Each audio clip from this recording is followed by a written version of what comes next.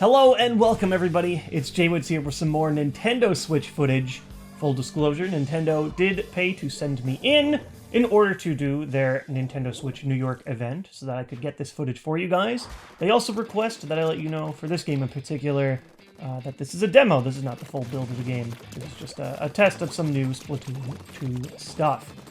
Small disclosure from me, I did bring the wrong capture card unit, so I was only able to capture up to 1080p 30. This game was definitely running in 1080p 60 frames per second.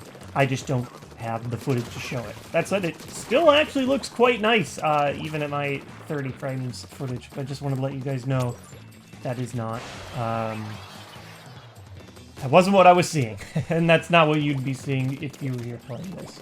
I'm using the new Splat dualies. You could choose between the splatter shot, dualies, roller, or charger.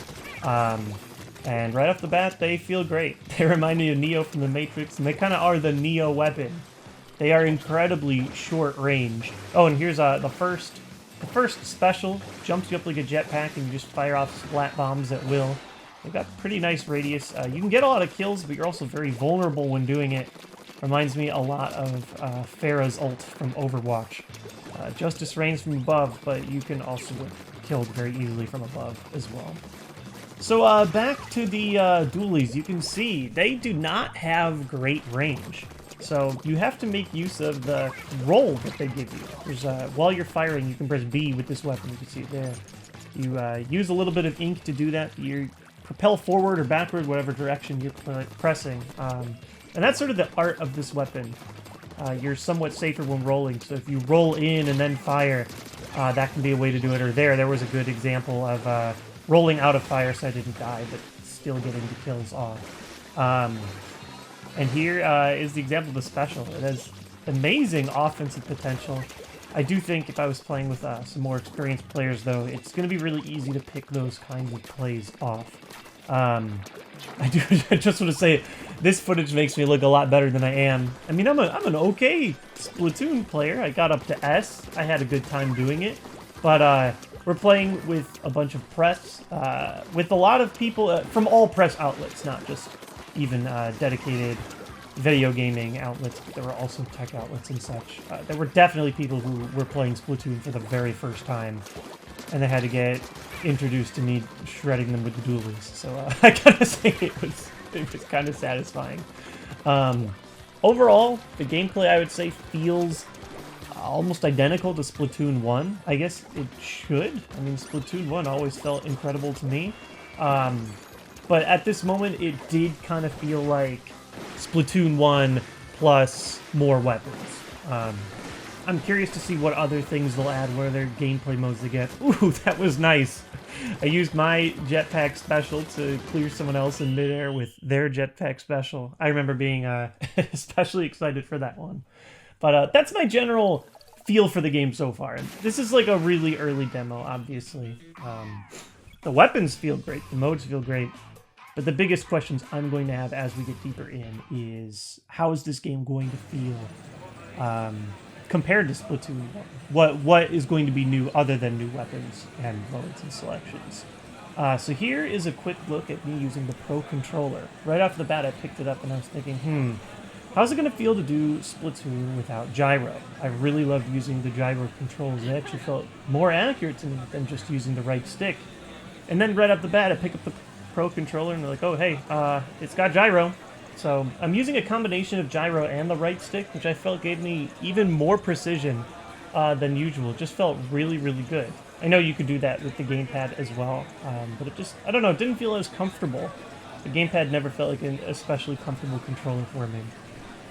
It also, I don't know how to explain this, but the Pro Controller just felt like it had a lot of weight to it. When I pick up the Wii U Pro Controller, it's pretty light plastic. This one felt a little heavier. That might be bad for some people. For me, it's good. It just gave it a really, really great, solid feel. So here we are jumping into another game. This is a weapon that I'm not very good at with. It's the roller. When I played Splatoon, I did it almost exclusively with automatic weapons, 52 gal, splatter shots, etc. I did not use rollers or chargers very often. I did use blasters.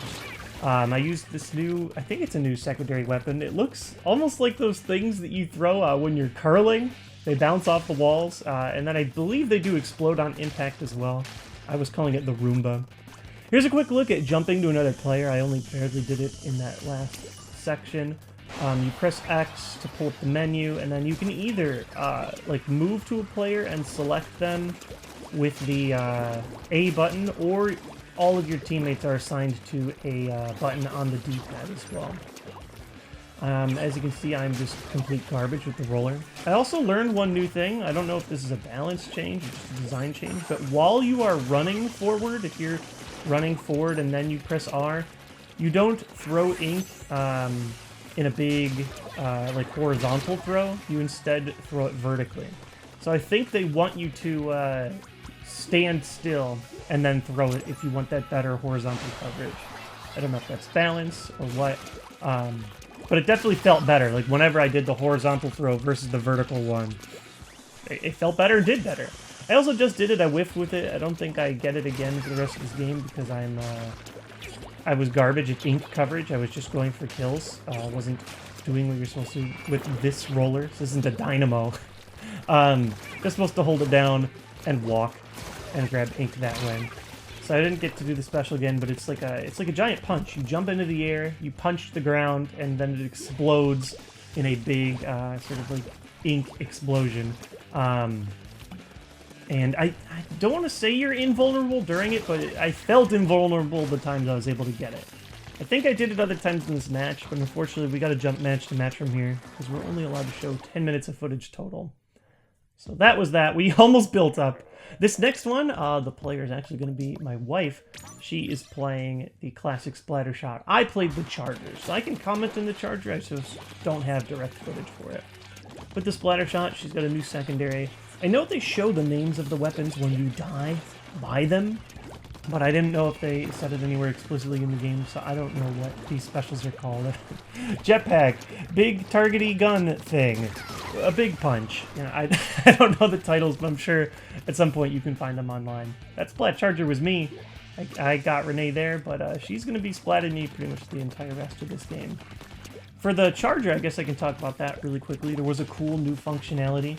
While you hold down the charge, if you're still holding down your firing button, you can go into squid mode, move around as a squid, and when you pop out as a squid, you still maintain the charge that you had. The presenter talked to me like this was new. I'm sad to say I don't even know. That's how little I played with charge weapons. But I found it especially useful. At the very least, it was something that I did not know when the short time I ever did play a charger weapon. But back to the splatter shot. Renee's about to fill up her special. It kind of reminded me of the ink strike, like a portable ink strike. You select players, then you fire, and then it rains from above on top of players. She got blocked by the bridge there. She said it took her a couple times to get the hang of it. I think she will finally get a splat on this third one. But that's how that one worked. All the new specials, they felt really cool. I know some specials feel a little less cool than others. You drop Echo Locator, you're like, oh, cool, I can see them. But you don't feel like you have like a great amount of power. I still think there's a lot of value in those tactical specials, and I hope that there's more tactical specials down the line.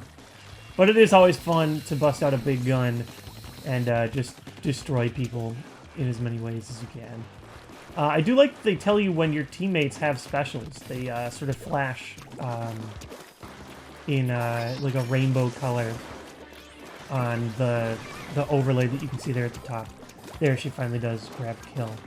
I don't know if they did that before.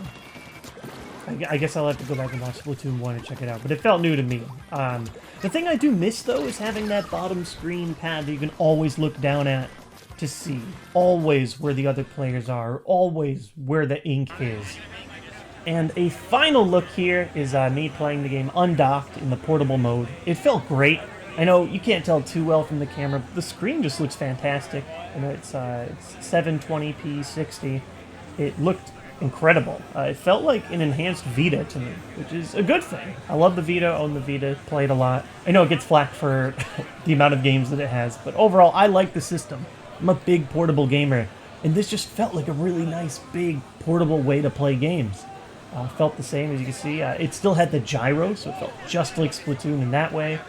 Hard to tell in the footage. It looked fantastic, felt fantastic, and felt very light. It was the opposite of the Pro Controller, which had a little weight to it. This felt almost weightless, so it was very easy to move with the gyro. I really, really enjoyed it. Unfortunately, that's all I can show today. We are limited to 10 minutes of footage for this game, but I really wanted to share it. I love Splatoon so much, and to even get a little glimpse into Splatoon 2 felt really good.